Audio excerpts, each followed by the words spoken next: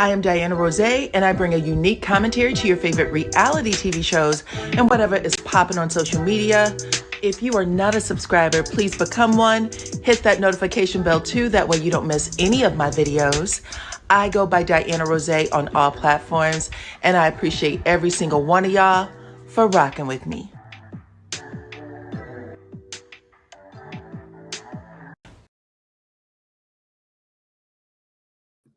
What's up, fam? It's your girl, DYANAROZAY. I'm here to bring y'all hot topics in 15 minutes or less.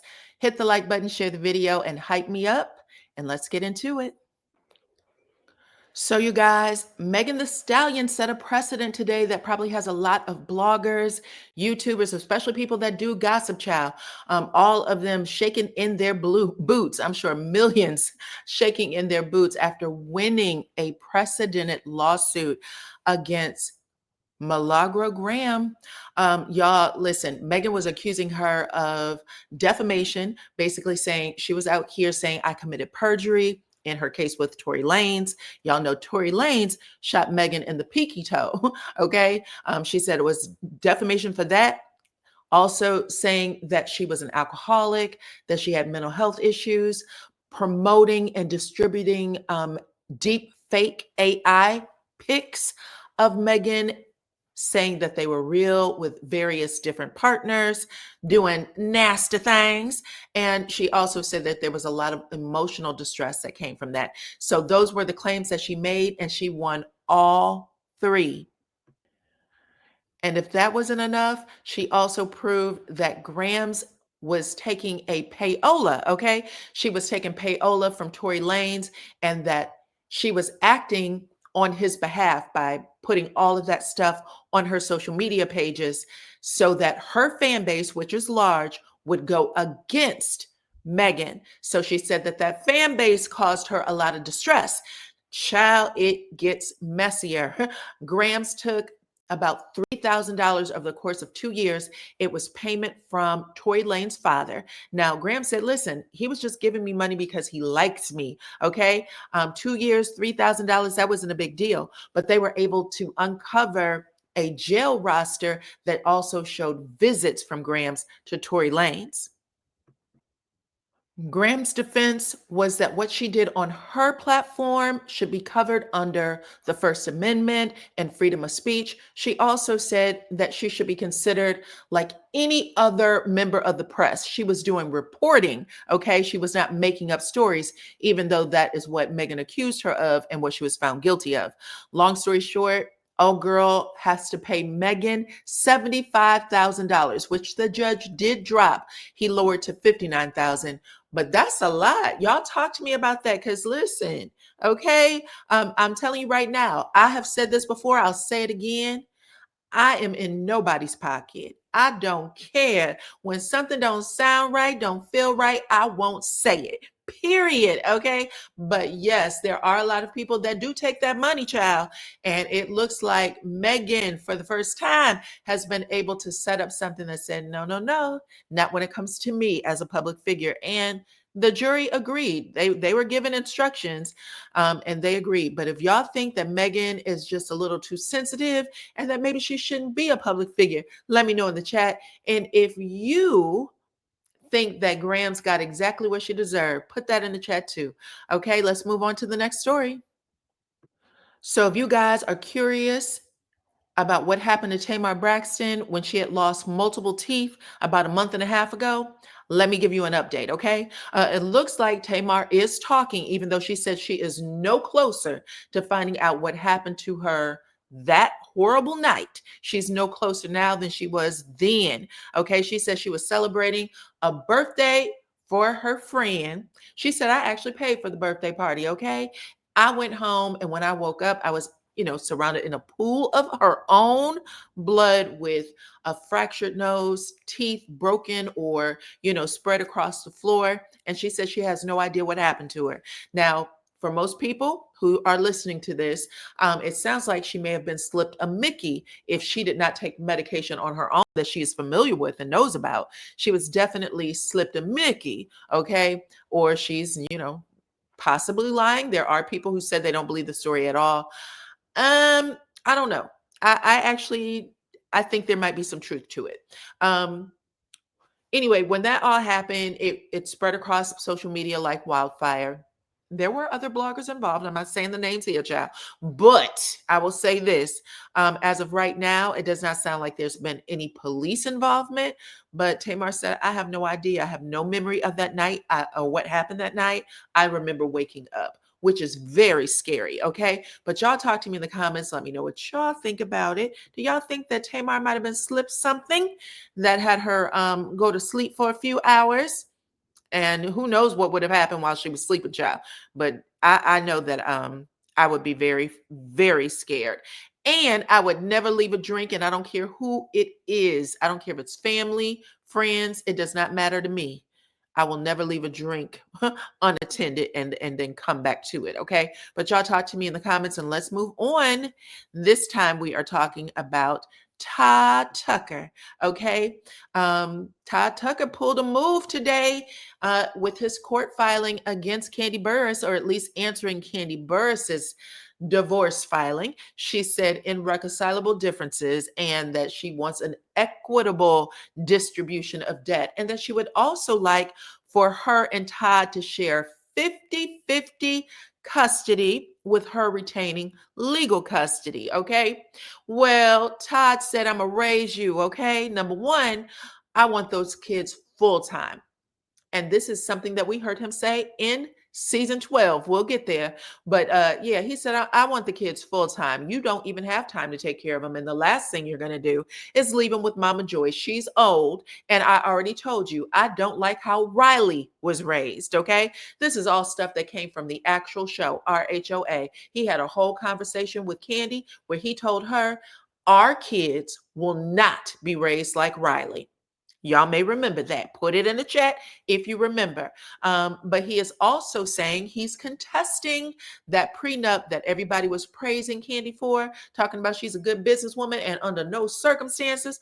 Well, he said, baby, I signed that prenup under duress. I did not have a lawyer present to, look over my best interest. So I don't want this prenup to be considered in the divorce filing. So y'all, it looks like they might be setting things up for a fight because y'all, if y'all been paying attention, Kandi has been trying to show the public, even though there's all kinds of rumors and videos being posted, she's like, listen, this is very amicable. Me and Todd still talk. We just can't get along, for the rest of our lives in marriage. But she's talked about, that this has been a long time coming. I think it has been a long time coming, especially for Todd. He might have made you push that button, but I think Todd already knew he was setting it up. Okay. This is definitely a scheme that Todd set up, period.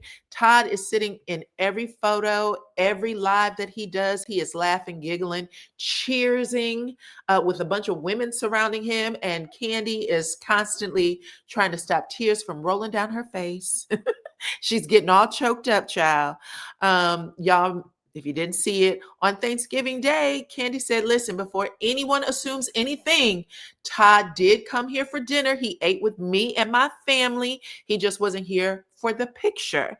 And then she went on to say that he was not left out or anything like that, just in case people are getting the wrong idea.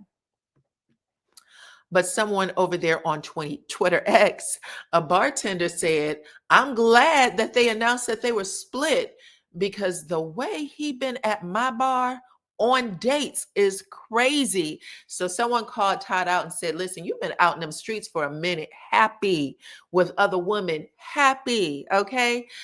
So yeah, that's unfortunate. That's unfortunate. But I will say this, and I'm going to direct everybody back to season 12, because right now there are a lot of rumors that Todd is happy because he has another baby on the way, another woman, all that kind of stuff. I think this is good old fashioned money and greed. Okay. If y'all have been paying attention, Kandi has been saying for a minute that Todd has been buying up all kinds of shit with no plans on doing anything with it, buying buildings and big rig trucks and stuff like that. She said, I don't know why he keeps buying it. She said this out loud. And if I'm not mistaken, it was on that Oprah Winfrey show, Black Love. And I remember saying, well, typically when you have someone who's using your money, Kandi, he's using your money to buy up all this property, it's because he knows that y'all have a prenup and that he can't get anything from before he married you. That would be your assets.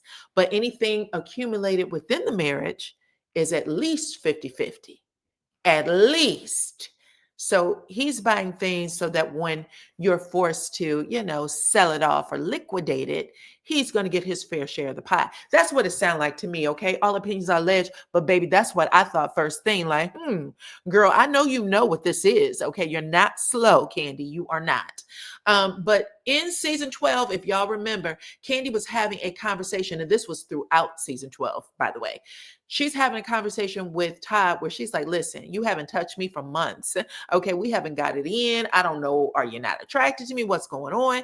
And Todd busted her out on camera so nasty where he was like, no, you can't have my goodies. You know what I'm saying? And Todd has that slow talk, that slow drawl, like he's, I don't know, Iceberg Slim or something.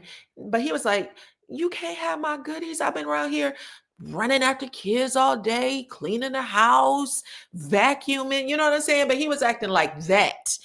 And he said, if you don't figure out how to be at home more with these kids, because these are your kids, if you can't figure it out, I can't be here. We can't be together. Like he was doing that. It was real ugly. Ugly.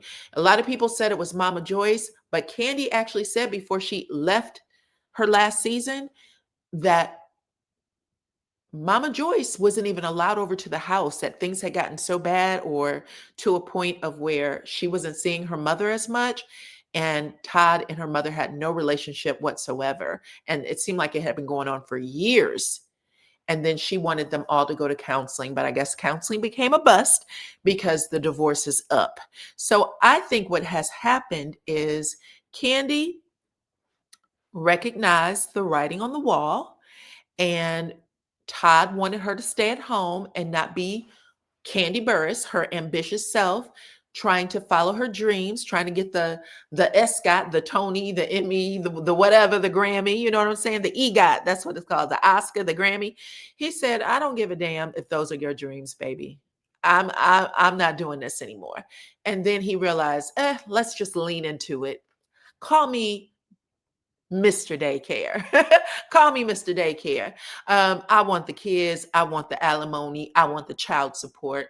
And if there's any left in the freezer, I'll take them too. Okay. I wouldn't be surprised. But y'all talk to me in the comments and let me know what y'all think. Should Candy fight this? Should she fight it? She is very ambitious. She's trusted Todd to be, I guess, a primary caregiver for a little while. Do y'all think she should fight it? Or should she just say, go ahead, take the kids full time, and I will, do my visitation or whatever? I mean, the first go round with Riley, I think her mother was doing the majority of caretaking. If that is her mama though, but doing the majority of the caretaking while Candy, got her career right. But y'all talk to me. Let me know what y'all think. This is clearly the new thing that's facing working women and women who want to have it all, right?